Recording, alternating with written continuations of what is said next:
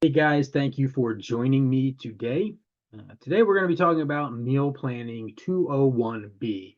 So essentially what we're going to do is getting into the final detail of meal planning, right? So we did a lot of, overview stuff in meal planning 101, and then meal planning 201A is where I helped you figure out your calories and your protein so that you know the numbers that you should be aiming for. Even if you're not specifically tracking, if you know how much protein you should be eating and you know how many calories you should be consuming in a day, you can use those numbers to plan out your meals for the day so that by the time you get to the end of the day, you should have eaten enough to feel satisfied. You should have had enough to reach your goals, and you should have had enough that any events that come afterwards or during the week, you'll be able to fill in those gaps without overdoing it, without breaking off of your meal plan. And today we're going to specifically talking about how to put that meal plan into practice, right? I'm going to teach you what I've deemed or what I feel is the most important, the game changer of game changers, and that is weekly meal planning. And by that, I don't necessarily mean cooking all of your meals all at one time, although batch cooking is a very valuable type of situation, but that's a very much of a preference type of thing. Now, what I'm talking about is specifically going through your calendar every week and knowing exactly what you have to do and how you're going to plan your meals around your day. All right. I'm going to give you an example of that.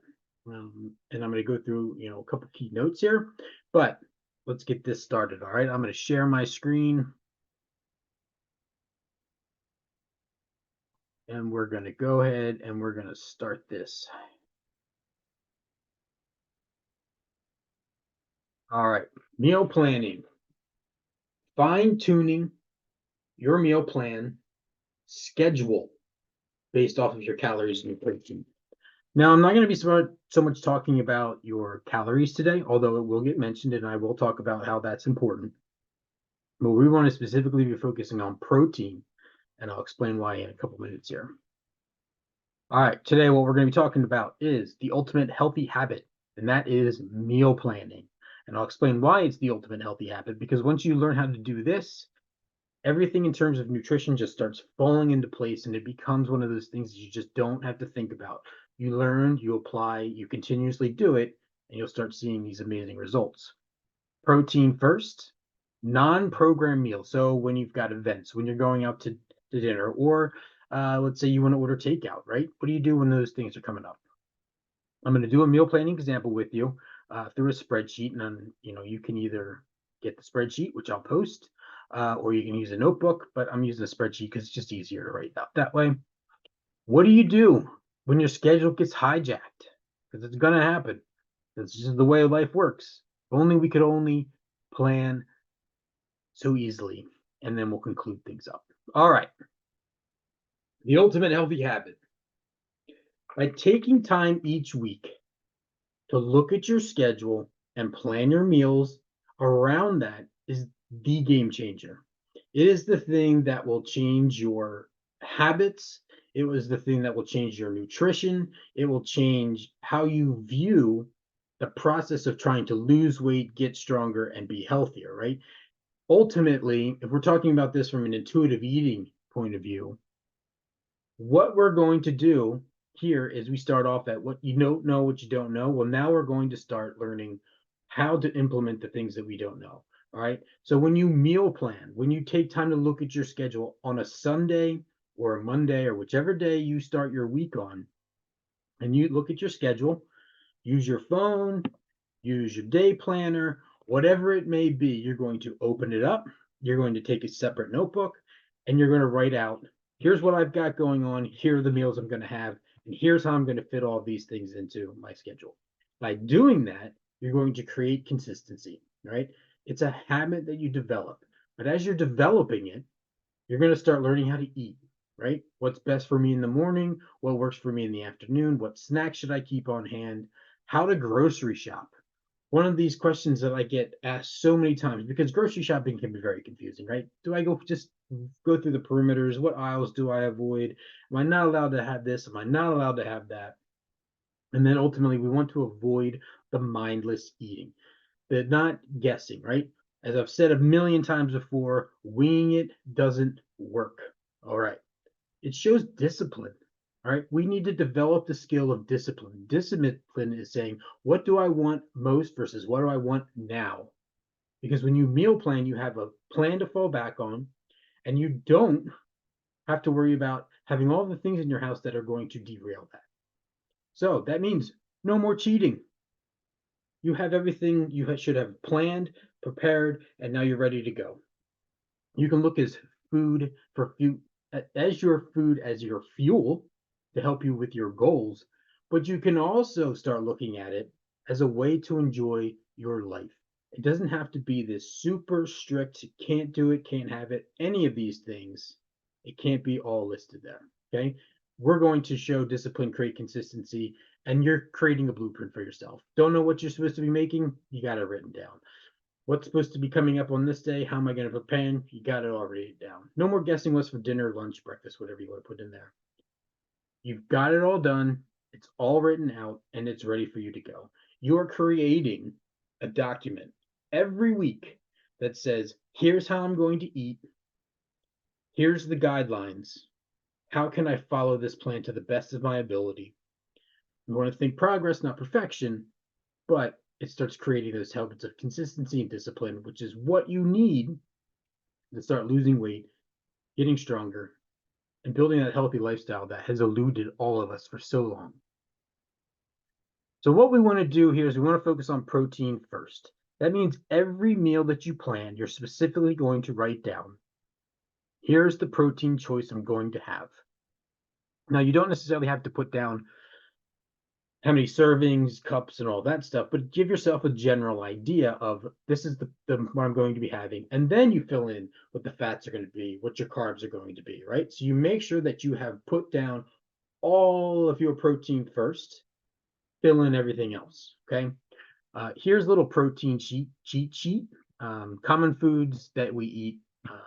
This is not a complete list. I have a complete list already put on my my group page. I'll be more than happy to resend it to anybody who has trouble finding it. But it is listed in the documents and files on the group page. But simple things here, you have your eggs. All right. Magic Spoon is a high protein cereal. I love it. It is a great snack. Bacon, Greek yogurt, collagen protein, lunch dinner ideas. You have your meats, fish, protein pasta, chickpea and lentil pastas. They're processed, but at the same time, they give you good punch there. Read labels, go into that further detail. Veggies, most are about 3 to 5 grams of protein per serving. Some of them are going to be lower than others. Like carrots, for example, are pretty low in the protein, but they're super nutrient packed. So I'm certainly not going to tell you to avoid them. Snacks, RX bars, which are by far my favorite form of a protein bar. They have very few ingredients. They are not highly processed, and they are a great snack to have. They definitely have that long-lasting satiety. Most protein bars that you think of, like a Quest bar. I'm trying to think of some of the others. They're not necessarily going to fill you up, but cheese is good, nuts are good, right? Use this list that we have here that's going to give you an idea and start saying, all right, I'm going to have these things, keep these things on hand so that when I need a snack, I have my high protein version that I can go to first. So remember, protein is the most important part of your meal plan. It goes protein, calories, right? You want to lose weight, burn fat, and build muscle, you need to be consuming protein. It's highly satiating, so you're going to feel full. It's low in calories. It's only 4 calories per gram. All right. So, obviously the fat content's going to be different if you're eating animal proteins, but for the most part, protein's pretty low in calories.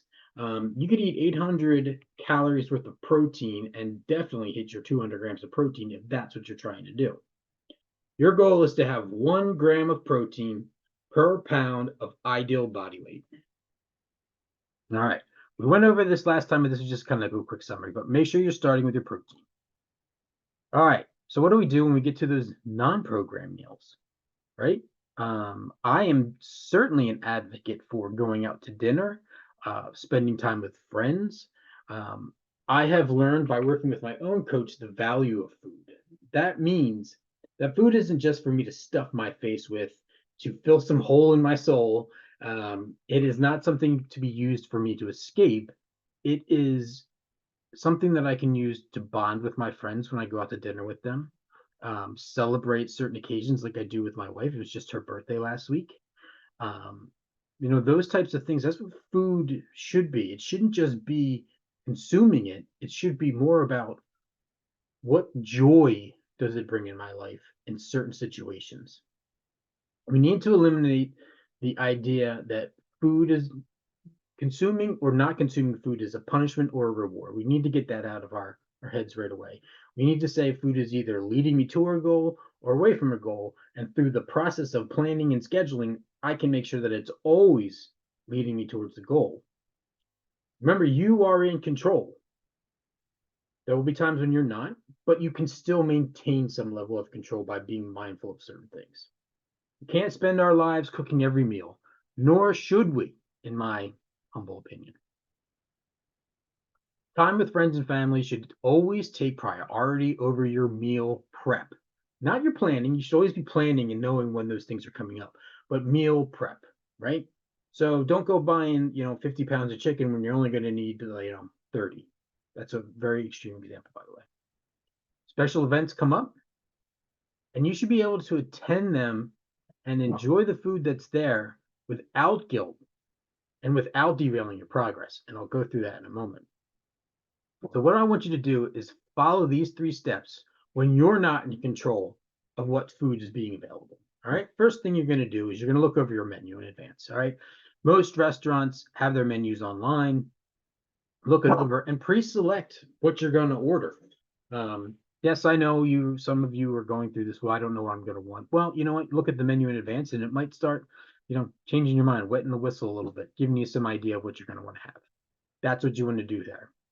2, consume the majority of your protein before you go out, go to an event, or takeout, whatever it may be. So this way, you're making sure you're hitting your protein goal no matter what. Even if you go over your calories, as long as you've hit your protein goal, it's going to put you in a more positive way towards your goals than anything else. You'll be less hungry at the time of your event. Again, if you're eating whole food sources of protein, you're going to feel more full, satiated, however you want to claim it, before you get there, and you're more likely to not overeat. One asterisk I'll put there: a protein shake is not a meal you want to have before you go out. Protein shakes not satiating at all. They're just basically a quick way to get in a serving of protein. It's a supplement. It is not a meal. Now, if you were to have snack on, say, like an RX bar, that might be different. Or if you were to say, like, prepare yourself some, like, grilled chicken, have a couple pieces of that. I make meatballs. That's one of my staples that I keep, on hand. Just go and eat those. All right. What I would like you to do, if you know that you have an event coming up and you're planning around this, I want you to think aiming for 65, excuse me, to 75% of your day's protein total. All right. That's what you want to aim for before you get to an event. Now, I'm assuming that most events happen at night. You're going to change that, obviously, if you're going to be going to like a breakfast or you're going to be going to a lunch. If that's going to be happening, message me and we'll talk more about that. But I'm talking about ordering takeout, things along those lines. I'm assuming that you're planning for dinner. If you're planning for lunch, same rules will apply, but you want to be more like, 40% of your protein, and then make sure that you have left enough room to get the rest of your protein at the end of the day. Know when it's time to stop. All right. Be mindful of how your body's feeling. You know when you're getting full, and you know when you're just eating because the food is there. We've all done it a million times. Yes, he doesn't agree. What you need to do is start developing the sense of when your body's full. All right, push the plate away, ask for a take-home box, or just say I'm done and get it away. Yes, it's really hard to do when you're eating something that's really delicious, or you're eating something and other people are still eating. Just Say, push it away and say, can I get a box? And we're done, right? Out of sight, out of mind. The second thing is don't linger around the food. All right. How many times have you been standing at the hors d'oeuvre section there and you just popping one after the other? Next thing you know, you're weighed down, like an anchor. Put some on your plate, and then you're going to go far away. Go to the opposite side of the room where the table is, right? Eat your snacks, sit down, have a conversation. This is about being mindful in the moment. That's what you're going to do on your non-program meals. These three things. All right. So let's go through and talk about how to put this meal plan together. All right. Oh, well, okay. So I've got here a spreadsheet that we're going to go through. All right, now this is an example here that I'm using on the spreadsheet just for teaching purposes. You can use a spreadsheet. You can use your notebook. Typically, when I'm making all of my meal plans, I'm using a notebook. I have, which is not here right now, but I have a notebook that I use to write everything down. I take a picture of it. I take that picture and then I send it to my wife so that she knows what the meal plan is. We will discuss what the meal plan is for the week. And we make sure that everything's on board. Find out which meals are going to be the ones that I'm going to call the communal meals, right? Your family, friends, things like that. Those are going to be the ones that you definitely want to mark down. That's where you'll put it in your notes section here, right? So let's say for dinner on a Monday, let's say I'm going out for Tim's B-Day. All right. So that means that I need to look over the menu. All right. Now I know that that's there. That note's there, right? I have this separated into my meals that I'm planning, and then here are the meals that I actually eat. This is an important part because then it can help you figure out where things kind of derail if that happens, or where you did things that are very good. Keep a note on those so that going forward, you can, continue to add that to your arsenal. All right. So we're going to be planning out our meals here. All right. So we're taking out our first one, breakfast. All right. Now, I don't do this, but I think this is one of the best practices to get involved in. And that is the 30, 30, 30 rule, which states that 30 minutes after waking, do 30 minutes of movement, can be just yoga and stretching, and then 30 grams of protein. I think that's a great rule to follow, and it is a great place to start, and it gives you very specifics on what to focus on. All right, so now we're getting into the actual meal. Okay, I want to start with my protein first. So what am I going to have as my protein first? I'm going to do some eggs. I'm going to make an omelet. All right, now this is for me. You obviously will change it based off of your protein numbers. I'm going to make a 4-egg omelet with spinach. I'm going to throw in cheese. All right, you got to have cheese. How else are you going to get the eggs to stick together? I'm going to have a cup of yogurt with some berries. All right, there's my breakfast. All right, now that's something that I can make. You can always pre-make any type of food that you want.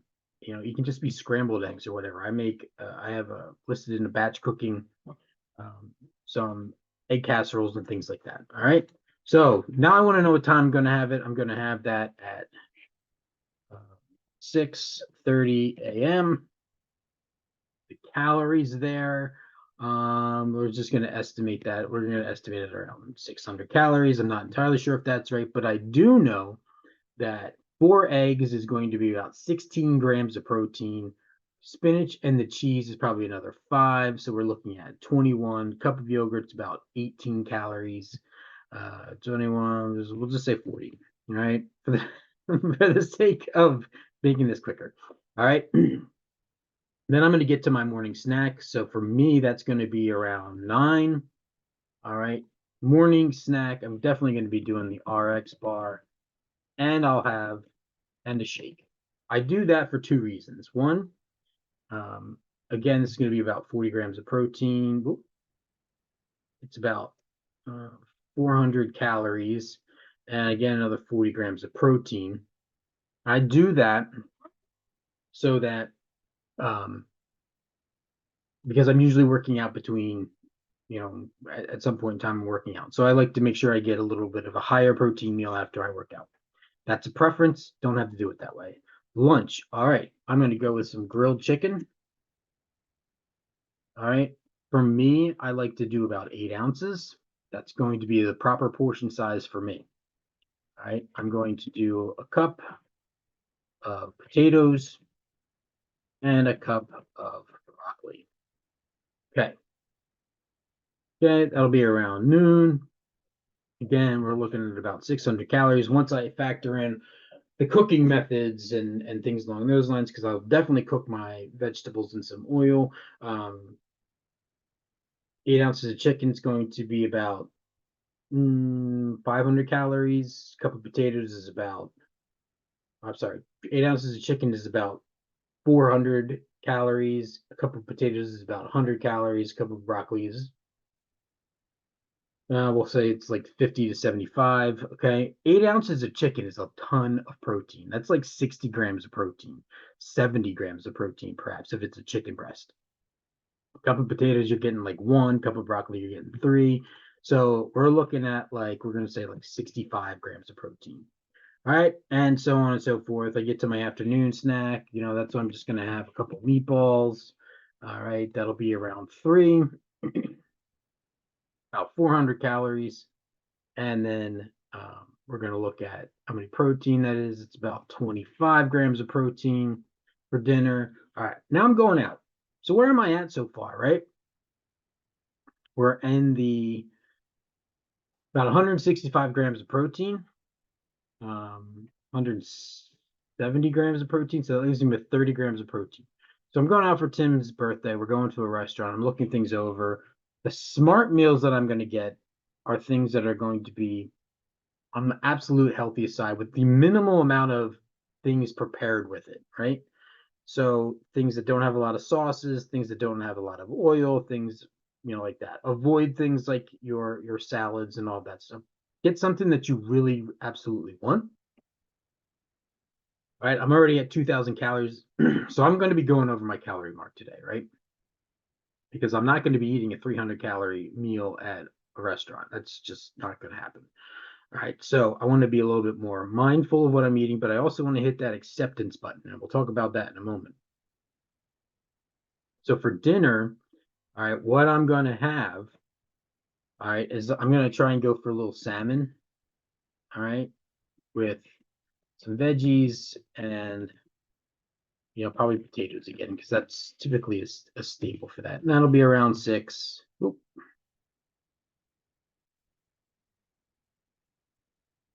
Okay, again, that's around 6. To be perfectly honest, it's probably going to be around 800 calories just because I'm going high on that. The salmon's probably a 6-ounce piece of salmon, which means it's going to be about 30 to 35 grams of protein. So we'll say 35. In fact, I'll just jump it up to 40, which puts me in the 210-ish range, right? And it also puts me around 2,800 calories. So yes, I went over. Okay. I went over. That's okay. Now, here's the cool thing about this, right? Is I went through and I planned my meals out. Now, I went through and I looked and I've got 2,800 calories and 210 grams of protein. So what am I going to do here? So I'm going to go and figure out where can I cut things out of my meals earlier in the day, right?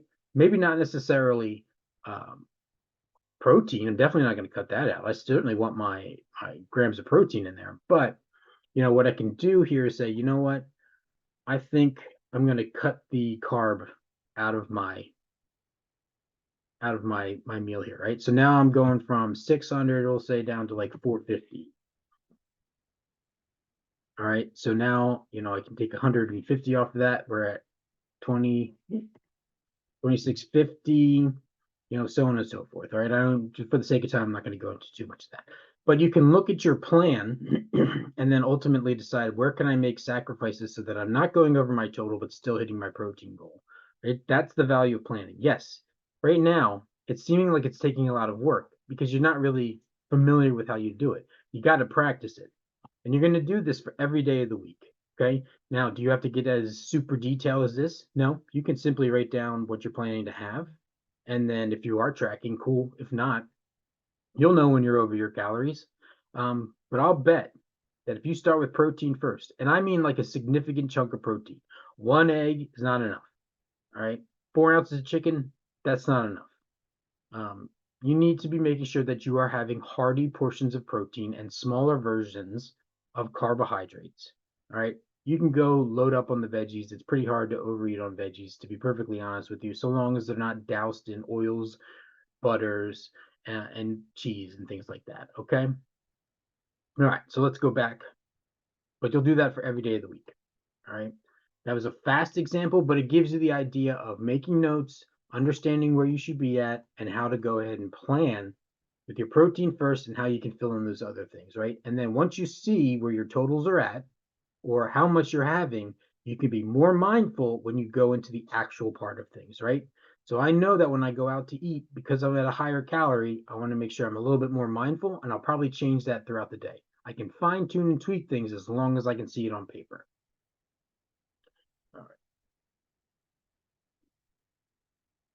Back to the slideshow. All right. So we did the meal planning example. All right. So now what do you do when your schedule gets hijacked? All right. I want my slideshow back. Oh, there we go. Okay.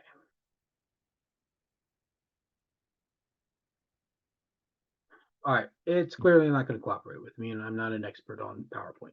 Anyway, what do you do when your schedule gets hijacked? All right. So I've gone through all this planning. I put all of this stuff together, and all of a sudden, life happens. What are you going to do? The first thing you're going to do is not fall to pieces, because freaking out isn't going to help anything. Okay. Stress is not going to help you try to solve your problems. It's going to make you do one of two things. You're either going to say, forget it all, and you're going to eat whatever you want, and then who knows where that could derail you. We do not want that. The other thing is you can overcompensate and decide, I'm not eating anything. I'm just going to starve so that I don't break my diet and all of that. Again, both cases are bad relationships with food. You want to come back into the middle and say, what can I do here to make this the best version here? So what you're going to do is you're going to follow these 3 steps. Okay. First things first, look at your schedule and plan. The reason that you put the plan in place is so that you can go back and say, all right, all these things happen. What can I get back on track with? All right. I can have this simple little snack. I can go grab some meatballs or an RX bar. All right. The next thing that you're going to do is you're going to move on. All right. Have your snack, get back in control, move on. Whatever happened, happened. You had to stop at the fast food place. You had to, eat the bagel, because I'll say this, and I'll say this to you a million times, regardless of what it is that you're about to eat, not eating is not an option.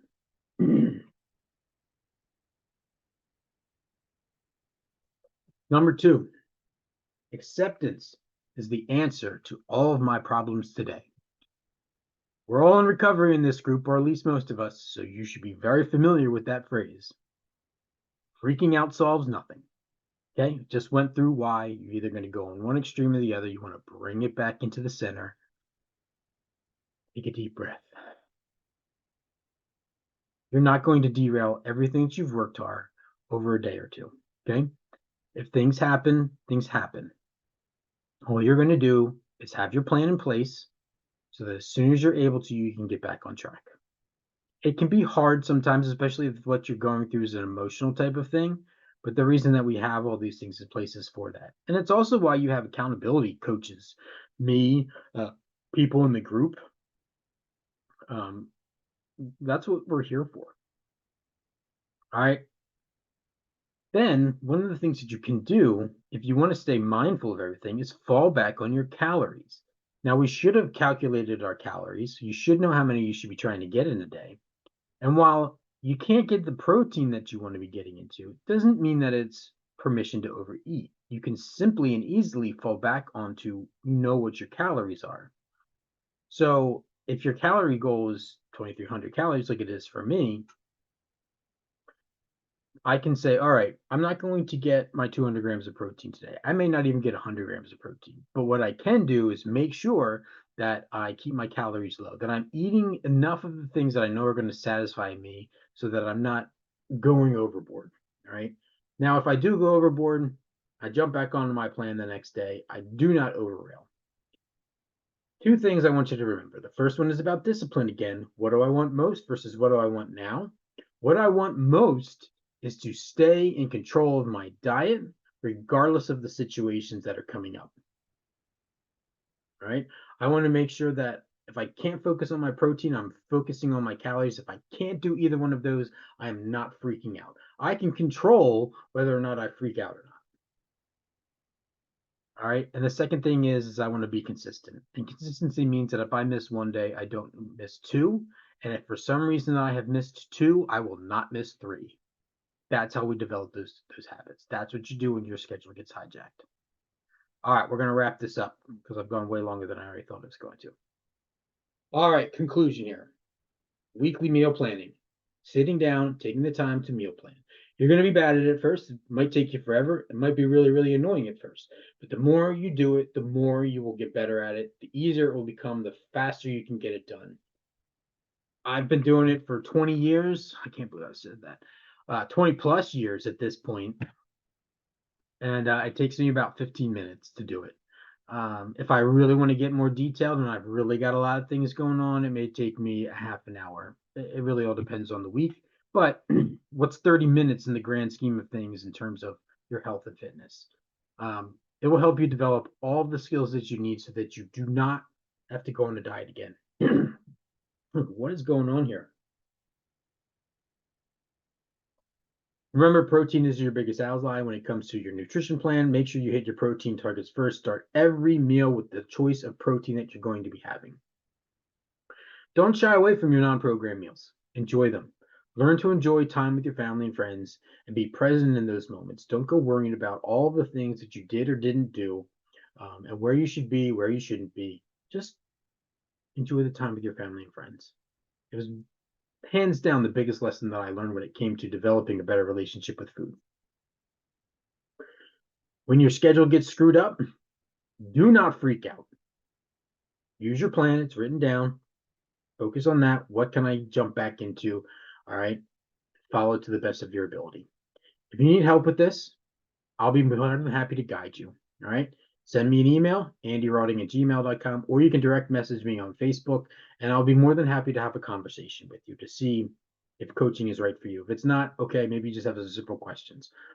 But what I want you to do is to not freak out, to take this one step at a time. And remember, you will not be perfect at this, but it is invaluable. It is the ultimate healthy habit that you can get involved when it comes to your health and fitness. All right, guys. All right. We're going to stop the share here. Okay. All right. So thank you for joining me. This was a little bit of a longer one. Actually, the last one was long too, but that's okay. I'm going to record this. I'm going to post it up on my YouTube page so that you can watch it and you can kind of jump through everything. And if you have questions, I'm happy to be your resource to help you on this journey. All right, guys, have a great day, and I will talk to you next week.